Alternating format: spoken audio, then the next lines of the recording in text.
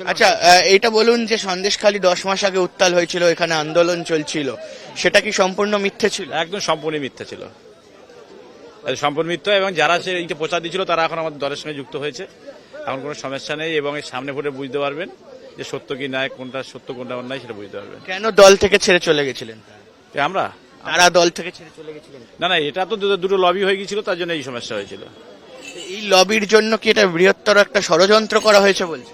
এত ষড়যন্ত্র হয়েছিল, কিন্তু এখন সব সংশোধন হয়ে সব ঠিক হয়ে গেছে। মহিলাদের সঙ্গে কোনো অত্যাচার হয়নি? না, এখন হয়নি, অত্যাচার হয়নি। শেখ শাহজাহানকে যে গ্রেফতার করা হয়েছিল সেটা ভুল বলছেন? ভুলই তো, অবশ্যই। শেখ শাহজাহানের কোনো দোষ নেই? না, শেখ শাহজাহান মহিলাকে কোনো দোষ নেই। তবে অন্যান্য যে বিষয়টা শেখ শাহজাহানের বিরুদ্ধে রয়েছে যে প্রমাণ, সেগুলো? না, অন্য বিষয়টা কিন্তু জানি না, কিন্তু যে মহিলাকে নিয়ে যে সমস্যাটা ঘটেছে এটা সম্পূর্ণ শেখ শাহজাহান নির্দোষ। মহিলাকে এসে কোনো শেখ শাহজাহান দোষিত ছিল না এবং নেই। এবং এখানে মহিলারাও রয়েছেন, আপনারা একটু সামনের দিকে আসুন। আপনারা কোত্থেকে আসছেন? আমরা মণিপুর থেকে আসছি। মণিপুর থেকে আসছেন, মানে এই সন্দেশখালী এলাকার মণিপুর? মণিপুর থেকে আসছি।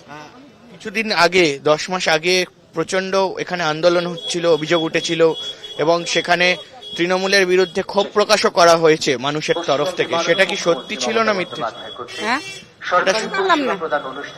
এই যে ক্ষোভ প্রকাশ হয়েছিল 10 মাস আগে আন্দোলন হয়েছিল, সেগুলো কতটা সত্যি ছিল? সত্যি মিথ্যে বলবো কি করে? আমরা তো ওইখানে ছিলাম, আমরা সঠিক জানি না। আমরা মণিপুর থেকে আর সন্দেশখালী এলাকায় হয়েছিল, আমরা সঠিক বলতে পারবো না।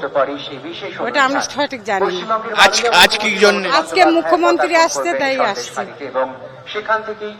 আপনি কোত্থেকে আসছেন? এই একই জায়গায় একই সবাই আসা হচ্ছে আমাদের।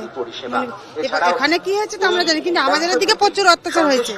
আমাদের ঘর বাড়ি ভেঙেছে, এমনি ঘরে মারধর হয়েছে, ঘর বাড়ি ভেঙে ভাঙচুর করা হয়েছে, রাতে ঘর থেকে মহিলাদের বের করেও মারা হয়েছে।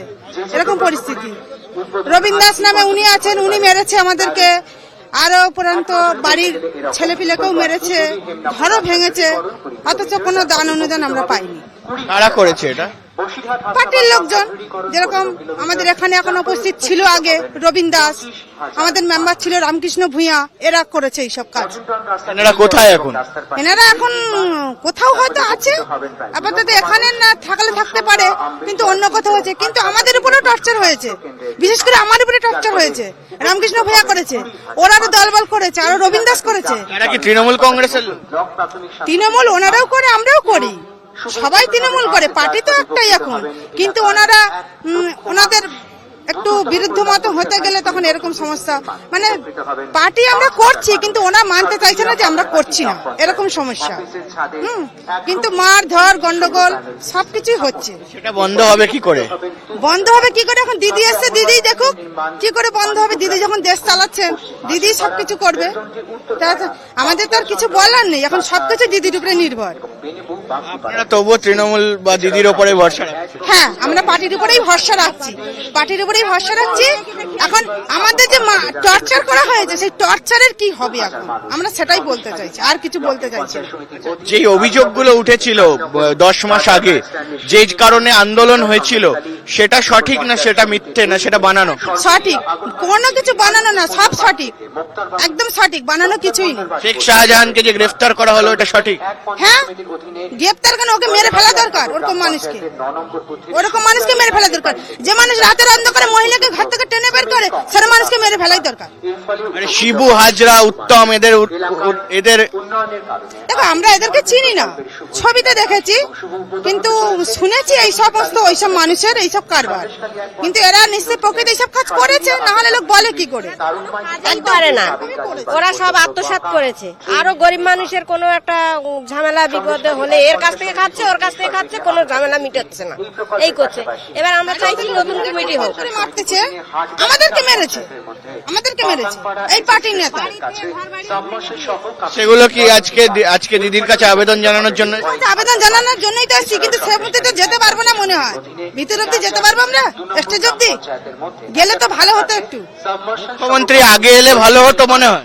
হ্যাঁ, আরো আগে এলে ভালো হতো, লেট হয়ে গেছে আসা, আরো আগে এলেই ভালো হতো। তার জন্যই আমরা এসেছি আবেদন জানাতে। Mamata Banerjee. I very important their knowledge. Muhammad Marfal Akhunji. I going to the school. বাংলায় বলুন। বাংলায় বলবো, গুছিয়ে গুছিয়ে বলবো। মমতা ব্যানার্জি আমাদের হাতিয়ার।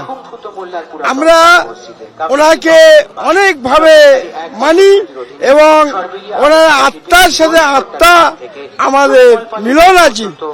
উনি একজন প্রধানমন্ত্রী, মুখ্যমন্ত্রী, কত সুন্দর।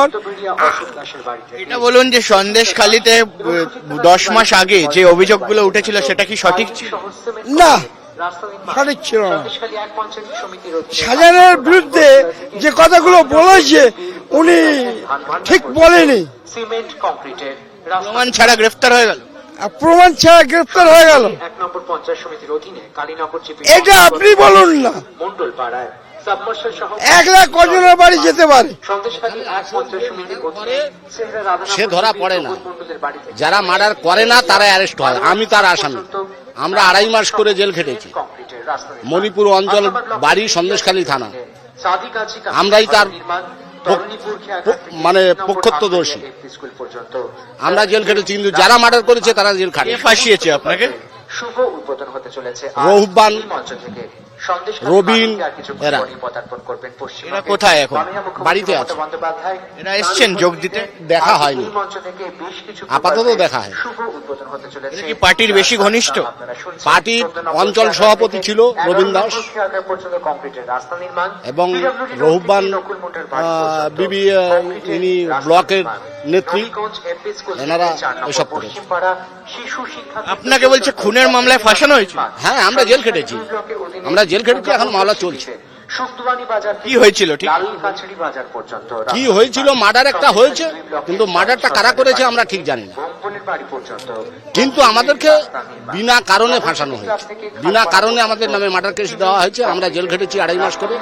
এমনকি ইভেন মণিপুর অঞ্চলে যে যিনি সভাপতি অঞ্চলের, আমার সঙ্গে উনিও জেল খেটেছে। যে কথাটা বলেছে একেবারে এই মুহূর্তে দাঁড়িয়ে কিন্তু বোঝাই যাচ্ছে যে মানুষজনের একটা চাপা ক্ষোভ কিন্তু রয়েছে।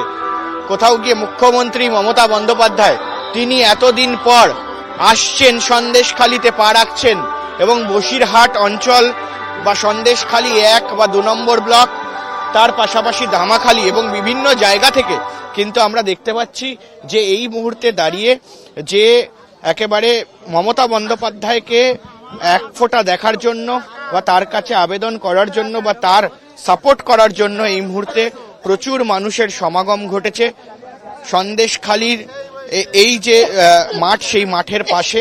এবং মূলত সেখানে কিন্তু অনেকের দাবি রয়েছে যে এই যে 10 মাস আগে যে ঘটনা ঘটেছিল সেই ঘটনার সঙ্গে কোনো কেউ জড়িত ছিল না এবং সেটা সম্পূর্ণভাবে সাজানো ছিল।